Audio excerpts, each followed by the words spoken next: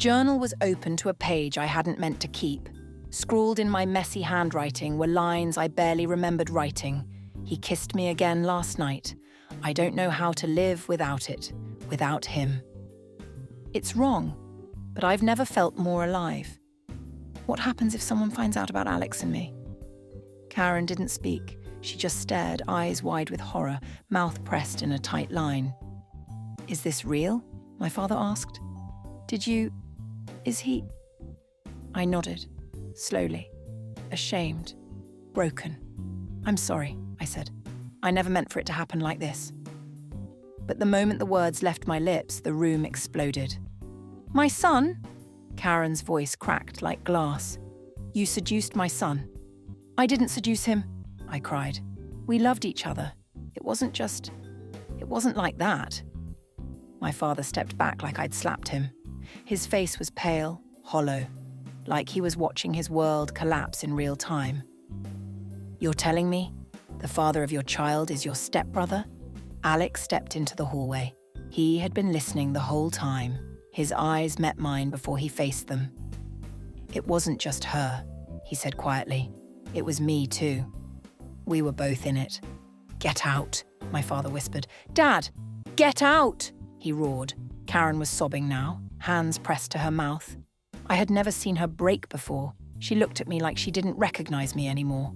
You've ruined everything, she said. Alex left that night. He didn't even grab his bag, just keys and wallet.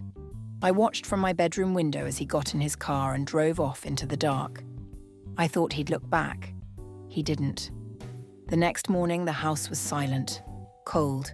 My father didn't come down for breakfast. Karen didn't say a word. She just placed a bowl of oatmeal in front of me and walked away. I sat there staring at it, my stomach twisting.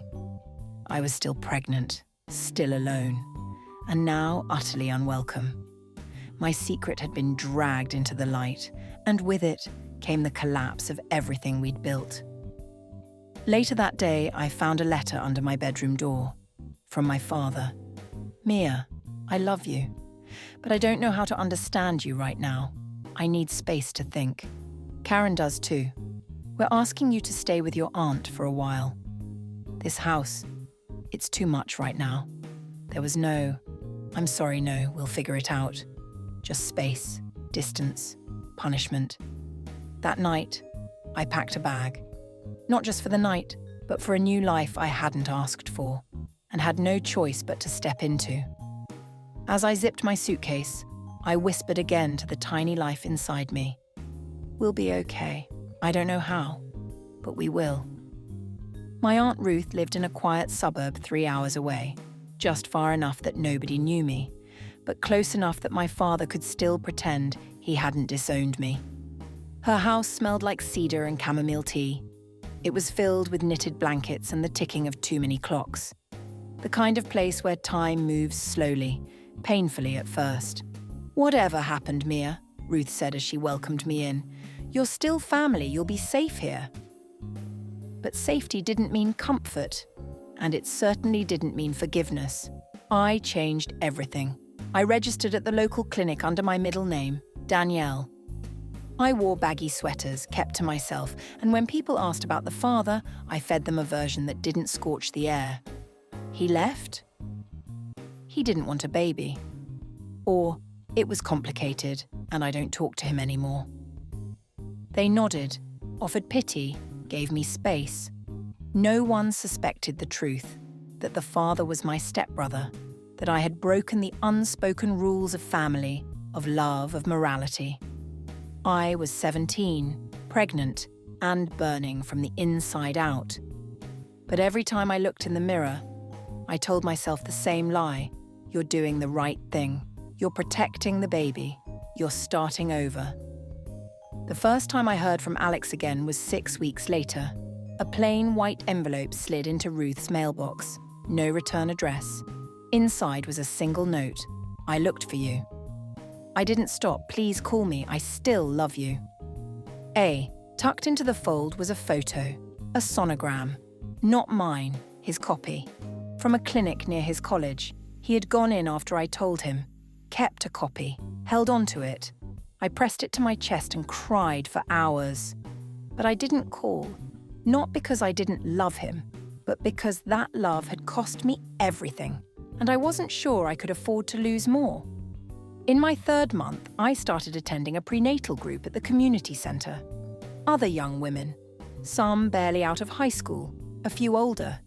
They talked about cravings, baby names, stretch marks, absent boyfriends. I just listened, nodded, smiled politely. Until one afternoon after class, a woman named Josie caught up with me in the parking lot.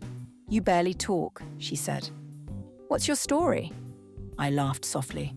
"It's complicated." She tilted her head.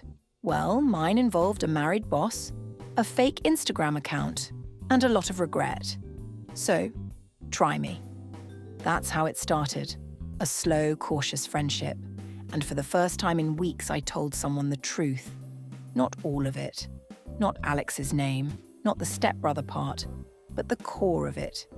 The forbidden love. The baby. The fallout. To my surprise, she didn't judge. "Messy love is still love," Josie said. "You don't owe anyone your shame." That line stayed with me. By the time I reached my 6th month, I was showing. Ruth took me to the farmer's market every Saturday. She'd hold my elbow like I was porcelain. People started asking, "Is it a boy or girl? Do you have a name picked out? Will the father be involved?" Each question was a pin to the chest, but I got good at smiling through them. "No name yet," I'd say. "No father in the picture."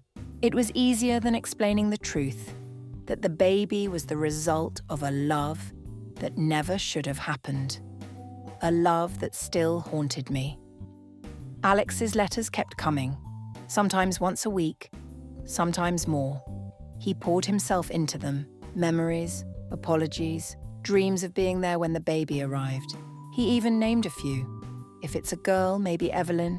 If it's a boy, maybe Leo. I kept the letters in a shoebox under the bed, read them at night, pretended he was there with me.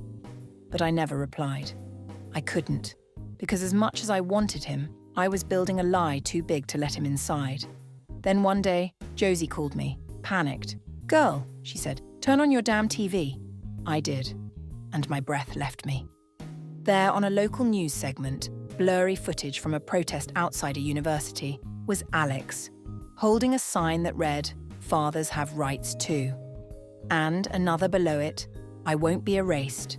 The reporter mentioned his name, his real name, his full name, my name, Mia Danielle Harper, Alex James Harper, step-siblings. Ruth walked into the room behind me just in time to see it. I turned, heart slamming. "It's not," She didn't yell, she didn't scream. She just sat down, looked me in the eyes. "You said he left." "I didn't want to ruin your relationship with Dad," I said. "Or Karen, or anyone. I just wanted to protect the baby." "And yourself," she added. I nodded, ashamed. She sighed.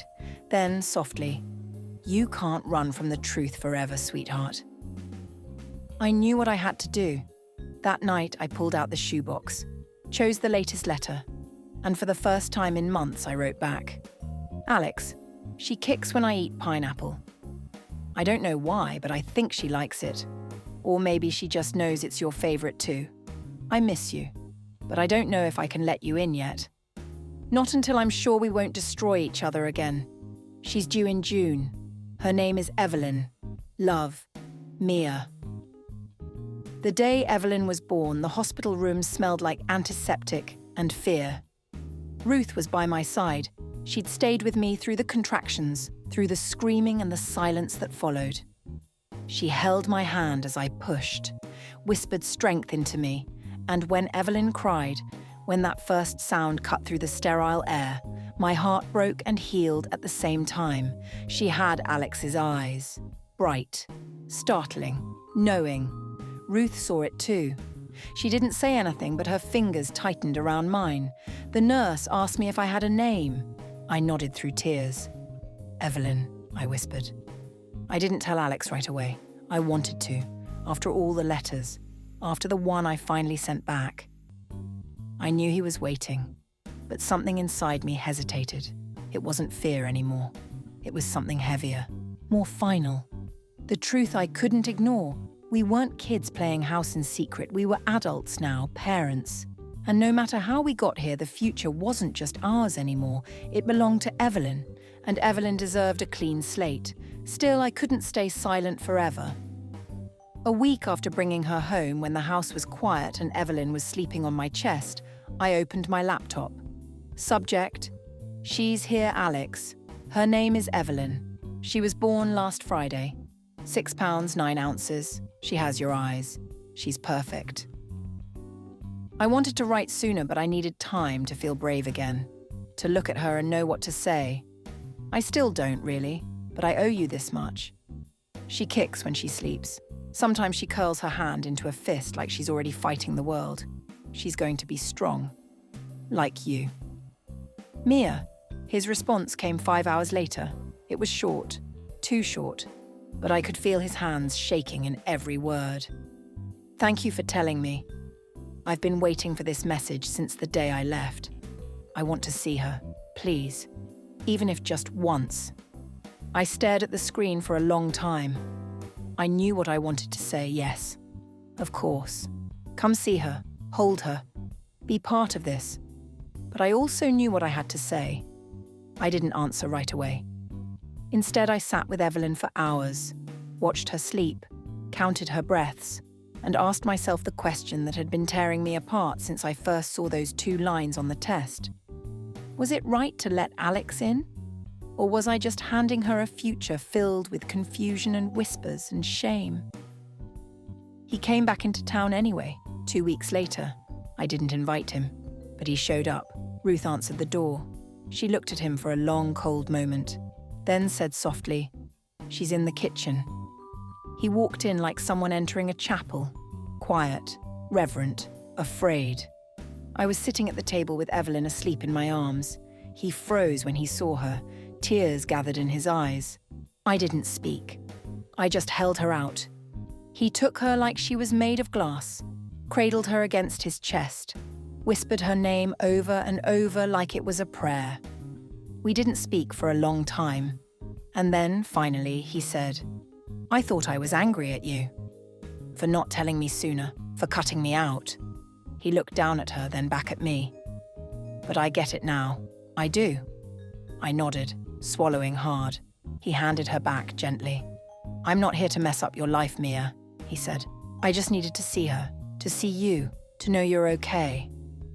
That night, he stayed on the porch for an hour after Ruth closed the door behind him. I watched from the window holding Evelyn. He never looked back, just sat on the steps. And then, finally, he left. We started exchanging emails after that. Not often, just enough to stay in each other's orbit. Photos of Evelyn, updates about his classes, jokes we used to share. It was light, careful, tender, but every word carried weight, because we both knew we were slowly letting go. Months passed. Evelyn started crawling, then walking. Every milestone was bittersweet, because I saw pieces of him in her, his grin, his stubbornness, his way of turning every stare into a challenge. He didn't visit again, not in person, and I didn't ask him to. We kept it all at a distance, because distance, I learned, sometimes protects more than it wounds.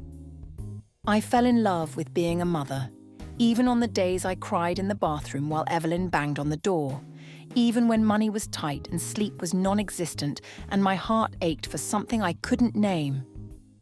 And eventually, I met someone new. Not right away, not even deliberately, but it happened. A single dad I met at a library reading group. His name was Marcus. Kind, steady, patient. The kind of man who asked permission before touching my hand. Alex was the first person I told, not my father, not Ruth, him. I sent one last email. "Alex, thank you for giving me space to heal and to grow. I want you to know I met someone. It's still new, but he's good. To me, to her. You'll always be Evelyn's father. That will never change. And if you ever want to be part of her life in a way that's safe and healthy, you're welcome. But I think we both know we can't go back. Not because it wasn't real, but because it was too real to survive. Mia. He never replied, but 2 weeks later a small package arrived. Inside was a silver bracelet, etched with one word, Evelyn, and a note, "Tell her I loved her enough to let her go."